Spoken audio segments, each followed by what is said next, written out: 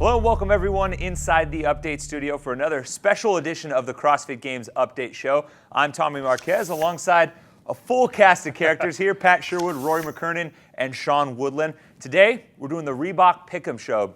As you guys may have heard, Reebok is having a competition where if you pick the top 10 men, top 10 women, and top 5 teams in the correct order, they will pay you $1 million. And even if nobody gets it completely right, there's still a ton of awesome packages and prizes for you guys to take home. So since we're not eligible, we're going to give you guys our top 10. Wait, what? I'm sorry, guys. We can't win, you know. That's ridiculous. It'd be like shooting fish in a barrel. But in the very least, we're going to give you guys our top 10. So maybe you guys can use that as a jumping off point, or maybe just let us have it in the comment section like you always do. But we're going to start with our 10 through 4 picks. Then we'll go to our podium picks. And Sean, I think we're going to start with you. Yeah, well, 10 through 4 here for both the men and the women. Starting with the men. Tried to do this multiple times, and every time I do it, I look at the leaderboard again. I went, oh, I left this person off, and then I'd redo it. And I finally just said, okay, enough. I'm just going to stick with this. Some of this is based on what guys have done in the past of the games. Others are based on, you know what, that just looked right to me. And on the men's side, Alex Anderson in 9th place. I can't explain it, but just to me, that just looks right. And then the toughest decision I had to make was, who are you going to leave off the podium? And Patrick Vellner is the guy who was the first guy to miss out in my picks.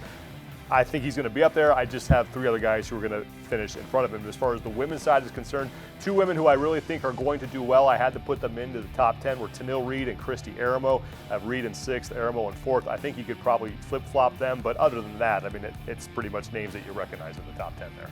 It's a great list. I don't think anybody's going to be upset with that, but I did mine a little bit different. So my top 10 were based upon what's actually going to happen at the 2017 CrossFit Games. So for the men, it was really, really difficult, but Alex Anderson, just a big, glorious, strong man that can also run incredibly fast. I think he's finally going to break into the top 10, which is where he deserves to be, Rory. No disagreement. Cole Sager, amazingly fit, amazingly inconsistent. I've got him in 7th place. Either wins an event or you'd be better off taking somebody out of the stands to compete. It's just in the 30th, or it's ridiculous. Samuel Quant, so young, 21 years old, 16th last year as a rookie. I think he's going to get into the top 10, and he's going to stay there for a while.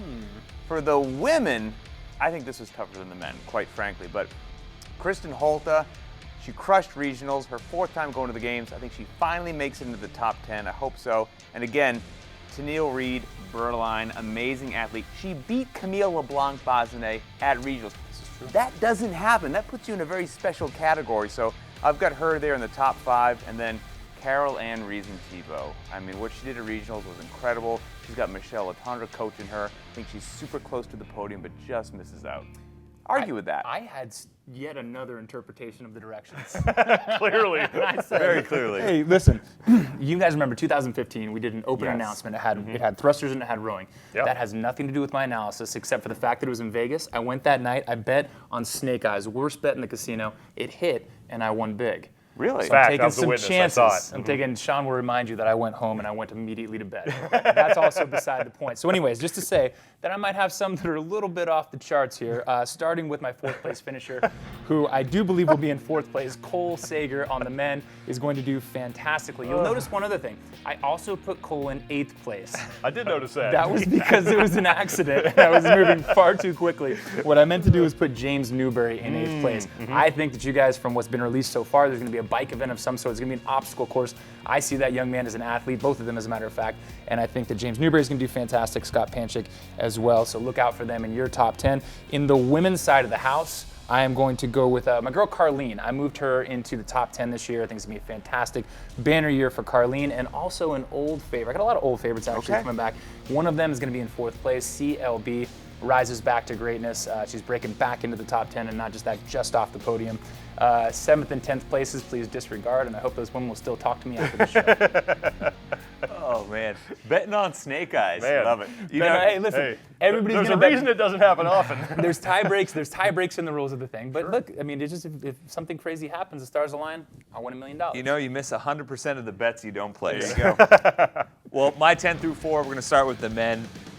You have a host of vets sitting in the 4 through 8 spot. I think athletes like Noah Olson and Josh Bridges, who were outside of the top 10 last year, I think they have a nice bounce back year. Change of scenery, always does well for them. And I think in the 9 and 10 spot in particular are my two key picks. Ricky Gerard, I think he's going to be the top rookie for the men's side. He's a great athlete. We talked about what's been announced so far, the obstacle course, the biking, the swimming. Those are things that he does really well at. He's a national level rugby player down in Australia, so I think he's able to kind of flex those skills in those capacities. And then Samuel Quant, I kind of agree with Pat here. I think he's an up-and-comer. He's going to be a guy we're going to be talking about for a while. I think he's going to be Bjorgman Carl Gudmundsson-esque in terms of how he operates and kind of the level of emotion he displays out there on the BKG though, bro. Yeah, that's true, on the competition floor. But over on the women's side, my 10 through 4, I think starting in 10th and 9th, I think CLB and Tennille Reed-Berline, they were very close at regionals. I think they're close at the games again.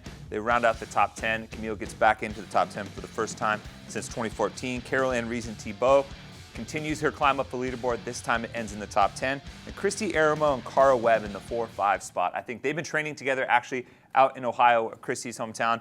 I think those two athletes have had a really good dynamic leading up into the games. They're acclimated. They're used to the heat. Weather won't be an issue. I think they've been having a lot of fun based on their Instagram posts, and that type of mentality going into the games certainly can't hurt. But those are our 10 through 4 spots. And now comes the best part, our podium picks for this year's games. And this is where things get a little interesting. We're going to start 3 through 1, men first, then women.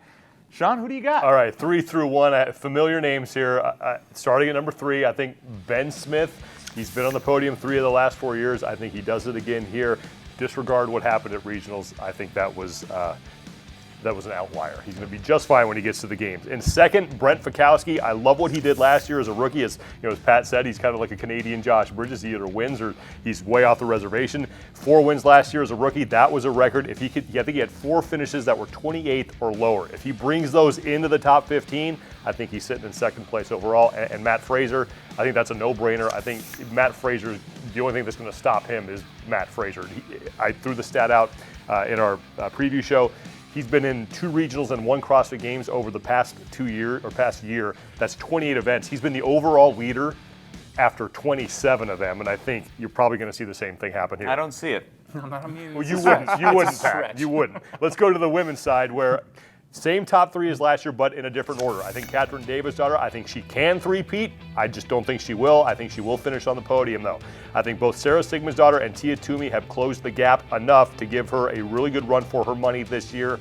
I think Sara gets into second place, and Tia Toomey, I think she finally, with all the improvements that she has made in the mental game and the fact that she lost only by 11 points last year in a very narrow margin, finally gets herself on top of the podium, and Australia has their first CrossFit Games champion. Beat that, Sherwood. Wow. Whew. Well done, my friend. Thank you. I'm going to go in a similar direction, but just different. So, in third place, yes, Brent Fikowski. I think he's amazing. 4 event wins last year, but then 3 events, 30th or worse. Coming back a little bit better. I think you can't keep him off the podium. Patrick Vellner, so capable. Rookie debut, made it onto the podium in 3rd place, and only had really 1 bad event at the games, 35th on the swim. So if he can swim, man, he can move up, be the 2nd fittest man on earth. Mat Fraser, I'd love to make it interesting somehow and tell you how he's not going to win, but he's so good at everything, barbell or not barbell. He accidentally won the Open. Said he wasn't trying to peak then and just wanted to cruise in. He won it. Just was like, oh man, whatever. So he's on a whole nother planet. Then moving on to the women, I'm sorry.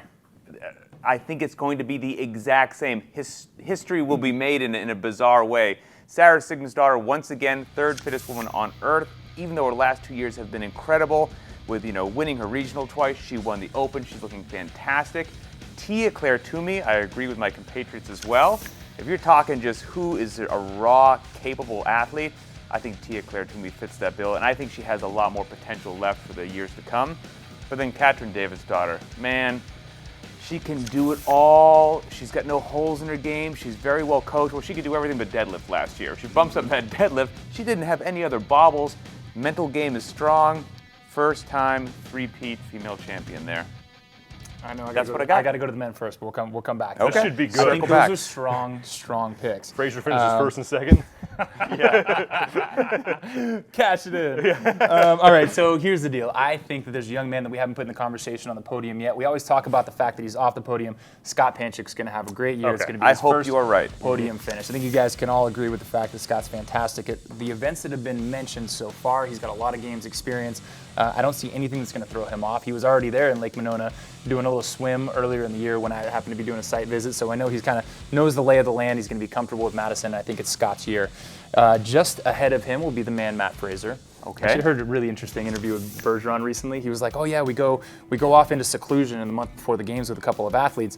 Matt doesn't really need to do that because he always lives in seclusion. Like he's basically year-round he lives the lifestyle of Drago already. So yeah, Mat Fraser very, very strong. But I heard something from Annie Thorsdottir at the Meridian Regional, and she said, "Hey, one of the only people that could beat Mat Fraser is Bjorkman." And I'm putting BKG first. He's finished on the podium before. He's a strong athlete.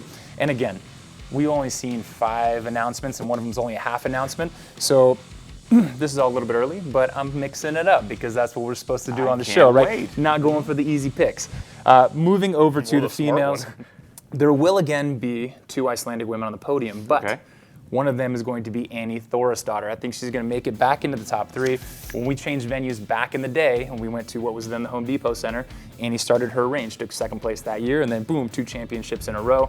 She's going to be unfazed. She's been a workhorse for over a decade. Sure. And I think this is going to be a great year for Annie as well. The events, I like them with the exception of the snatch, but for Annie, I think she's going to do great. Especially that obstacle course is going to be fantastic for her. And then I got to watch Carol-Ann Reason-Thibault make a statement against Katrin at the East Regional, and I was really, truly, truly impressed. She said herself she doesn't really do anything else besides CrossFit these days. She got a kick in the butt at the Invitational last year, which I think is probably enough to put you into the next gear if you're serious about training. All of our former champions have had some sort of a fall or another before their next banner year. So I think she's going to have a great year. I put her in 2nd. And then Katrin, I just can't get a bit against Katrin. You know, it's like, look, of the entire field, let's just say that they all had the exact same physical capabilities. There is something that takes Katrin to the next level, and it's a mental game. She practices it on a daily basis. There's no faking mental toughness, and she's got it upstairs. So it goes Thorisdottir, Carol-Ann Reason-Thibault, Katrin Davidsdottir. Rory just throwing a hand grenade into the women's field and blowing things up a little bit. Here's the thing. Doesn't happen. It's laughable. Happens. I'm You're a genius. You look like a I'm genius. Nostradamus, right? You know, I got to give it to you for playing that angle for sure. Well, here are my podium picks, starting with the men. I do agree with Rory. 3rd place, finally, Scott Panchik is going to make it onto the podium. He's going to walk out there with the American flag, and after they announce it, and a bald eagle is going to swoop him up, and he's going to ride off into the Midwestern sunset. 2nd place, Patrick Vellner. I think if you take into account his performance at the games and then everything from there on out, the Invitational, the Open, Regionals, I think he has been the 2nd best CrossFitter on the planet behind Fraser, so I think he's going to move up in the rankings into 2nd. And then Fraser, I don't really need to say much about that pick. I think he's just the class of the men's division, and it's just going to be another dominant year for him. On the women's side, I'm going to agree with Sean here. Whoa. I think we're going to have the same top 3 as last year, but just shuffled up a little bit. I think Davidsdottir, 3rd place. I think she's remained consistent. The same things that have made her successful in the past are going to make her successful this year, except I think the 2 women that were chasing her last year have made changes that are going to boost themselves up. Whereas Katrin's been constant. The other 2 are moving up. I think Sara Sigmundsdottir, the move to Mayhem, has done wonders for her, not just in terms of physical abilities and training, but mental as well, being around a championship atmosphere. And then Tia-Clair Toomey, I think the mental game has been the biggest stride for her. We had a chance to talk to her when she was in the office before the season, and just the difference in characteristics mentally that we saw from in the Fittest on Earth when it was the thing that was holding her back to now when it was very clear that she wanted to win the CrossFit Games. She could verbalize it. She could put that physically out into the world and not be worried about coming up short. I think that's going to be the difference maker for her to eventually become CrossFit Games champion. Those are our picks for the top 10. Let us know what you guys think in the comments or wherever you see it. Tag us in anything if you guys make your picks as well. We're going to have to wait and see how that plays out. But if you guys want to wait and see how everything plays out at the games, we've got a ton of ways that you guys can watch the CrossFit Games for free this year. You can go to games.crossfit.com. We'll have everything streamed live on our games page. CBSSports.com will have the stream there as well. You can watch it on Facebook Live at the CrossFit Games Facebook page. Every night of competition, we'll have a nightly recap for 2 hours. That starts at 10 p.m. Eastern, and it'll cover the entire day of competition during that time frame. And then on Saturday, August 5th, we'll have a live hour of coverage on the CBS flagship network. That kicks off at 12 p.m. Central. That's going to be an awesome show to watch. It'll be the best of the best that particular day. And guys, if you haven't gotten your picks in, please go do that now. Can I say something about how you play? They're just those prizes, we touched on them, but the prizes are amazing. Oh, yeah, yeah. absolutely. They are legit. And you don't have to match them 1 for 1. They're scoring. Like, you get points for your scores no matter what. So if you don't do the pick 'em, I feel like you're dumb. You're missing out on free stuff, pretty much. And all you guys have to do is go to Reebok.com/pick'em to get your hat in the ring, pick the top 10 men, top 10 women, and top 5 teams. Seriously, the prizes are amazing. Our sponsors are hooking up. And Roe figured out how to do it. Not yet. I haven't actually put him in the website yet. And he actually picked the same guy twice, technically, so he hasn't quite figured it out yet. But that's going to do it for us today, guys. Thanks for tuning in. For Pat Sherwood, for Roy McKernan, Sean Woodland, I'm Tommy Marquez, and we'll see you guys next time.